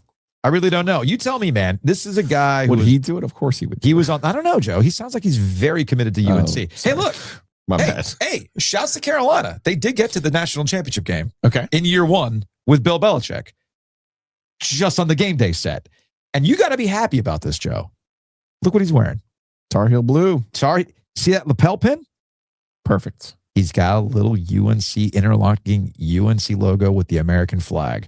McAfee, I think this was McAfee, set him up for, hey, man, what was that first year like? You know, it was great working with a lot of young players. I saw a lot of improvement, both off the field in their training, conditioning, strength, explosion, all that, and then on the field in terms of technique, communication, and so forth. So, you know, we didn't really have a recruiting class last year, and a lot of new players, 70 new players start the season. This year, we're going to be in much better shape in terms of having some continuity and building forward through spring ball. I'm excited about that. You enjoyed coaching younger fellas as opposed to the pros? Like, was that something you were excited? You know, I like all of them. It's great. You know, it's great to see young guys improve, like rookies in the NFL. But it's great to work with great players, you know, like the Tom Brady's and the Rodney Harrisons and guys like that, too. So it's all good. Cool. Still going with the 70 new players talking point, aren't we? Yeah, they got a lot better strength and conditioning wise because, you know, previous regime didn't really think about nutrition or lifting weights or anything like that. too many sodas in the vending machines.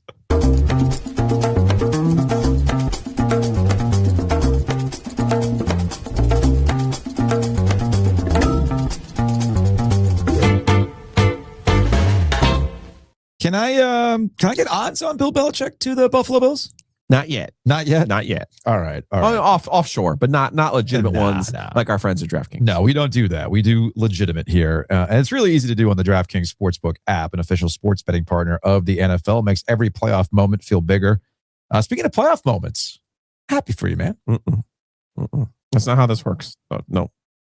What? Your Rams pulled it out. Nope. It's kind of like when you play golf and you're on the green and you see a good putt and you're like, that looks good. Hey, get your mouth off my ball, okay? Don't be talking to my ball. So hold up. You let Gordon on your ball, but not me? Different.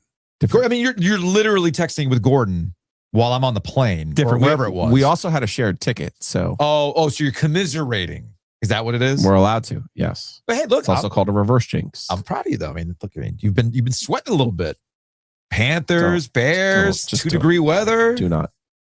Sam Darnold's going to I'm happy put for it in my ear. I'm happy for you, man. Happy Ridiculous. For you. Look, DraftKings has your back with early exit protection, I should say. And how does early exit protection work? Well, if a player in your eligible NFL prop goes down at any point in the first half, you still get paid in cash. That is the beauty of the early exit protection, thanks to our friends at DraftKings. Speaking of lines and odds and tickets and whatnot, what do we have tonight with NC State and Clemson? Clemson's a 3.5-point home favorite. That seems small. Fishy. Yeah. Small. Odd. You think is it because they know Will Wade's coming home? I honestly don't have a premise on this one. State's number is good because of some of the things they've done metric wise, but that is the funny thing we didn't really spend a lot of time talking about with Marks in terms of NC State. If you just looked at metrics, NC State's having metrics wise perfectly acceptable year, a very good, or not good, but just a good year, right? But obviously that doesn't tell the full story. So, that's a surprising line. We'll see what happens tonight at 7:00. Again, lines, odds, subject to change with our friends at DraftKings. So download the DraftKings Sportsbook app. Use that promo code OG25. Again, that's OG25. You can turn $5 into $300 in bonus bets if your bet wins. In partnership with DraftKings, the crown is yours. Gambling problem? Call 1-800-GAMBLER. In New York, call 8778-HOPE-NY or text HOPE-NY. In Connecticut, call 888-789-7777 or visit ccpg.org. On behalf of Boot Hill Casino in Kansas, wager tax pass-through may apply in Illinois, 21 plus in most states. Void in Ontario. Restrictions apply. Bet must win to receive bonus bets, which expire in 7 days. Minimum odds required. For additional terms and responsible gaming resources, see dkng.co/audio. Limited time offer.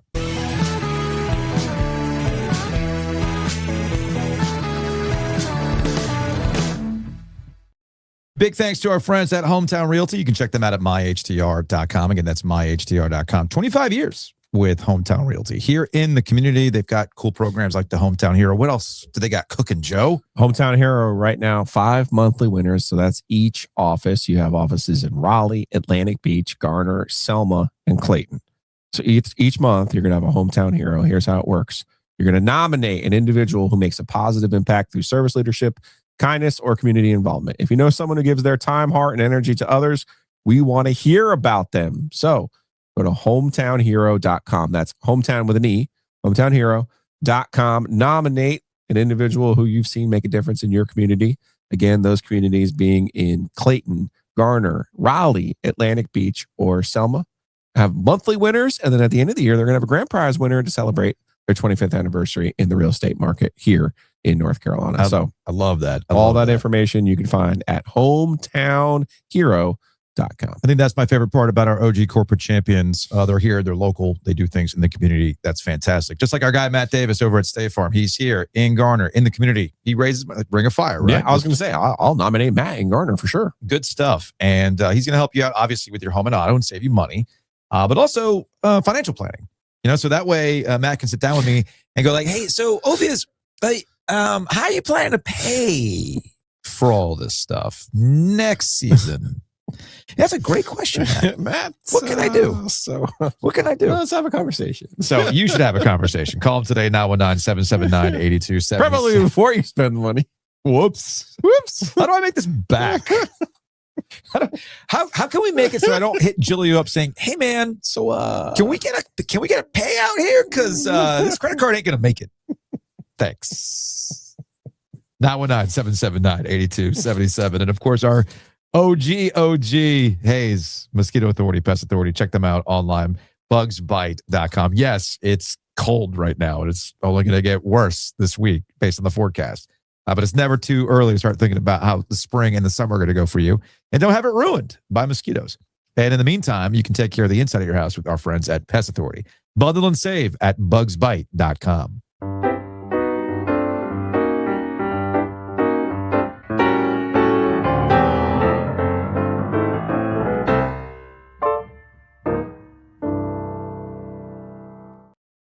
All right, let's get out of here with some Hey Joe.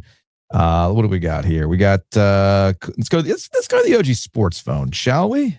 How many did you go through yesterday? 'Cause I sent you a whole bunch. There were a lot of people calling over the weekend, man. Yeah, I didn't play any of the state ones. The Mensa one I thought was pretty good about when he said forever grateful. Yes. There have been some, I'm going to save this for another show. It might be saved for the mailbag related to Darian Mensah and the implications of Darian Mensah leaving Duke the way that he left Duke. I don't know, maybe collective bargain. Sign contracts. Just thought. 919-444-2211. Call the OG Sports phone and curse or don't. All right, speaking of those NC State calls, let's go to a 919. All right, I'm sure you guys are getting a lot of calls from some pissed off and crazy State fans, so I'm going to try and just give a little bit of a level-headed one little level-headed, take here and then one kind of crazy wild take. The level-headed take here is if you didn't see this coming, you haven't been paying attention. NC State's offensive metrics have heavily skewed because they have been playing G5 schools and absolutely crushing them. If you go look at any they play that's not Florida State or Texas, this is who they are. They do not shoot the ball incredibly well. They do not have, an absolute game changer on the floor. This is who they are. You need to get used to it. They're probably, if they're lucky, they'll hit 80 points. Most likely they're going to have to hit around the 70s and play great defense. Now, like on the more just crazy takes, I think this might be a little bit more reason that maybe we should fire Dave Doran. All right. Love the show, guys. Oh, here we go. Let's get the spreadsheet. January 20th. $2. So, all right. So the Photoshop of Dave Doran holding up the CFP trophy, not a stray. No. Okay. That was wishful thinking. Yeah. That was a stray. We have a name on that one? That was a 919. I don't know who the caller was. Okay. But it was a 919. It's in the books now. $4. $4? Yep. All right. Let's go to a 910. Hey, guys. Jack from Raleigh here. Told my wife I wouldn't let NC State ruin my Saturdays, but after watching something like that, how can my day not be ruined? I don't even know where to begin. Does Williams want to score? Does Kadir Copeland need to turn the ball over when the game matters the most? Some things change, but some things always stay the same, and it's going to be mediocrity in the ACC for us. Bye, guys. Thanks for all you do. How much did you talk about Kadir Copeland yesterday? Because I think that's the more interesting, at least from what I see online. There's a lot of, I get it. The season's not going the way you wanted it to go. Losing to Georgia Tech is one of those holy shit moments, as we talked about earlier with Brendan Marks. The one thing that I don't like seeing is, for all of Kadir Copeland's faults, he does seem to be the one guy who has what Wade wants, has a fight to him, a level to him that looks like he gives a damn. Am I making sense here? Mm-hmm. So I'm not quite sure. Does he turn the ball over? Yes. But I'd rather have a guy at this point in the season give a damn than not. So I'm not quite understanding the Kadir Copeland thing. I mean, what's Will Wade supposed to do? Not put the guy on the floor who's giving him the consistency that he's looking for? That's what you want Will Wade to do? That doesn't make any sense to me. So I find that whole thing kind of interesting.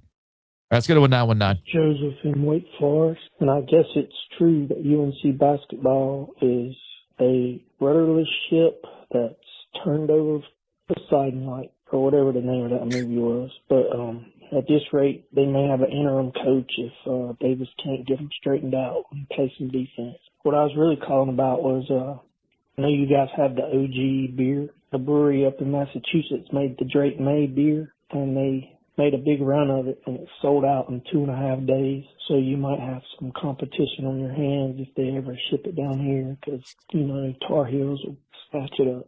Have a great weekend, and Ovies, you be careful going all over the country for hockey, and Julia, you be careful with your back. All right, guys. Take care. Thank you for the call, Joseph. Does anybody have access to the Drake? If any, I actually go on eBay and see if I can find it.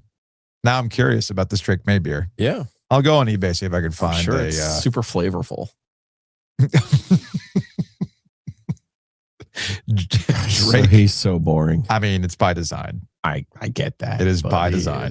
It's almost like he comes from an athlete family and knows what to say and what not to say, and just lets the play do the talking for him, man. You know who's not buying that beer if it ever makes it to the market? Bill Belichick. He's never buying that beer at all. But yes, we safe travels. We didn't have too much trauma. I did have to pivot on the flight to Salt Lake City. That wasn't fun. But the trip back was great. And speaking of Gilio's back, I thought about you when I was at Woodward, just outside of Park City. So Friday, we only had one game, and it allowed us. No, did you do some sort of sledding? It allowed us to have some time to head to a ski area, and they had tubing and snow tubing available. And the kids had a blast. However, I don't know if they let you go a little feral out there versus here, you know? And they allowed you to like link up the tubes before going down a very long hill. Very long hill. It was very, very cool. No, thank you. I want to say we set a record at the facility. How many do you think we got together? 4. 35.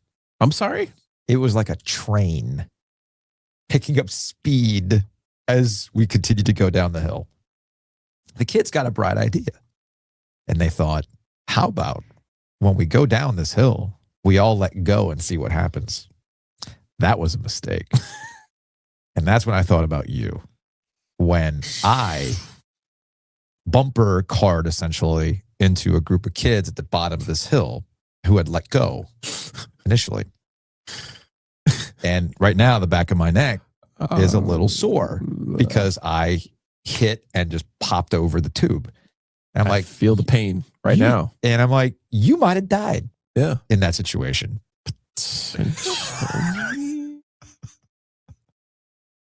I also thought I'd be clever of racing a group of kids down the smaller hill where the staff allowed you to take a running start. But the requirement was you needed to leave the tube on the ground and jump on the tube to give yourself the momentum. Oh, gosh. I wanted to take the tube, run, and then land on it. Yeah. They wouldn't let me do that. Oh, okay. Because it'll pop or? I don't know why. Okay. I'd trip over myself or something like that. I miscalculated the trajectory of me jumping onto the tube and I overshot it. I was going to say, I definitely would have called in sick today. And then I tumbled down the hill with the tube. And that's another reason why my neck is bothering me right now. So my back is fine. Gilio in this situation, Gilio would have just been drinking beer at the bottom of the hill. Yeah. Enjoying life.